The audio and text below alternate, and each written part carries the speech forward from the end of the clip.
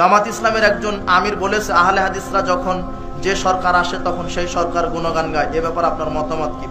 পাগল ওরা যে যখন যেটা মানে একটা ইস্যু পেলে ওটাতেই তারা মাতিয়ে দেয়। দেখছেন না, ভোটের লোভে হিন্দু সংগঠন তৈরি করে ফেলেছে ওরা। ওই গণতন্ত্র দিয়ে ইসলাম কায়েম হবে না কোশ্চেন কালো। ইসলাম কায়েম হবে ইসলামের নীতিতে, ইহুদি খ্রিস্টানের নীতিতে ইসলাম কায়েম হবে না, কোনোদিনই হবে না। ওদেরকে ফিরে আসতে বলো রাসূল সাল্লাল্লাহু আলাইহি ওয়াসাল্লামের নীতিতে, ইসলামী খেলাফা। এই ভোটতন্ত্র, এই গণতন্ত্র, এই লুচ্চাতন্ত্র, গুন্ডাতন্ত্র, মাদকতন্ত্র, এই চুরিতন্ত্র, এটা একটা গণতন্ত্র মানে একটা দুর্নীতিতন্ত্র।